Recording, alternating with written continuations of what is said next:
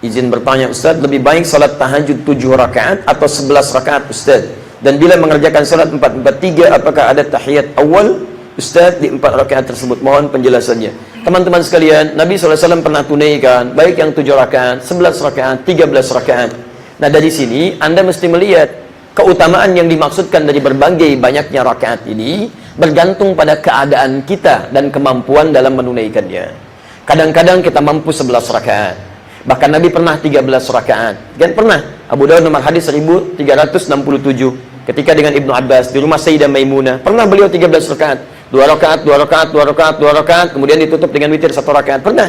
Ya, kemudian beliau 11 rakaat ketika di rumah Sayyidah Aisyah. Maka disebutkan di Al-Bukhari nomor hadis 2008 sampai 2012, posisi paling kanan sebelah bawah. Ya, kemudian kata Sayyidah Aisyah, la tas'alan husnihinna wa tulihinna. Jangan ditanya bagaimana bagusnya bacaan Nabi dan panjangnya beliau.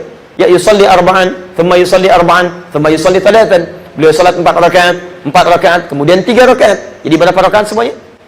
11 rakaat, 4, 4, 3. Pernah lagi ditunaikan di tempat yang lain dengan 2, 2, 2, 2, kemudian 1, gitu kan?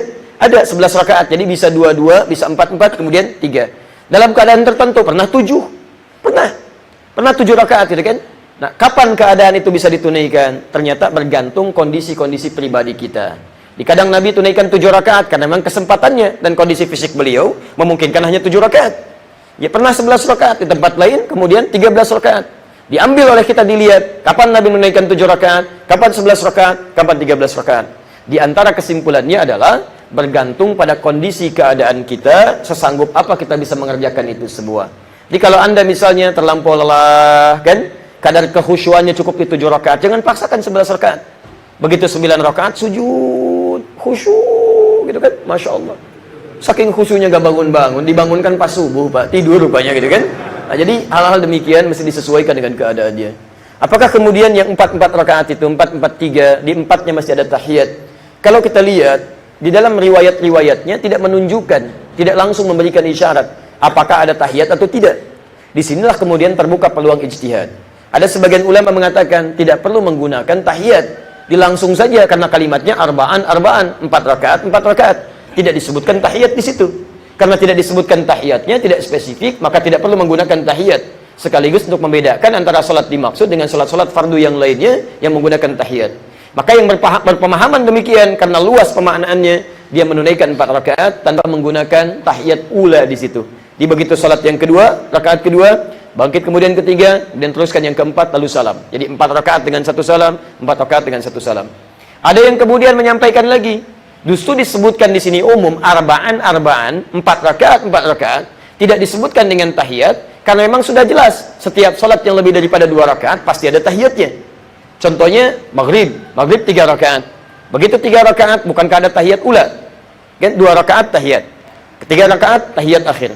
Zuhur 4 rakaat, asar 4 rakaat, isya 4 rakaat. Ketika ditunaikan 4 rakaat ada tahiyatnya. Makanya ketika disebutkan salat yang 4 rakaat tidak disebutkan lagi tahiyatnya karena umumnya sifat salat yang 4 rakaat atau 3 rakaat atau lebih daripada 2 rakaat itu ada tahiyat ulanya. Maka yang berpemahaman demikian mereka kemudian memberikan jeda di rakaat yang kedua untuk menunaikan tahiyat ula. Mana di antara dua ini yang benar? Di duanya dalam ilmu tarjih memiliki kekuatan dalil yang sama, seimbang. Karena dalam hadis ini tidak disebutkan secara spesifik, artinya terbuka peluang untuk berijtihad. Silahkan, bagi yang Anda ingin menunaikan tahiyat ulanya boleh, bagi yang tidak juga tidak ada masalah. Yang salah, belum tentu salah, karena hukumnya pun sunnah. Awas, jangan salah menyimpulkan. Ya, kalau orang belum bisa tahajud, karena keadaan tertentu, dia tidak berdosa, belum tentu salah. Awas, hati-hati. Yang salah, Allahu a'lam. Masya Allah, paling gampang ya, yang salah yang ribut ya, sama-sama nggak tahajud, sama-sama ribut, itu tidak tepat. Yang tepat adalah tahiyat, itu tidak benar. Yang benar adalah tidak tahiyat, padahal dua-duanya nggak tahajud gitu kan. Nah ini yang repot. Baik, jalan sampai sini, alhamdulillah.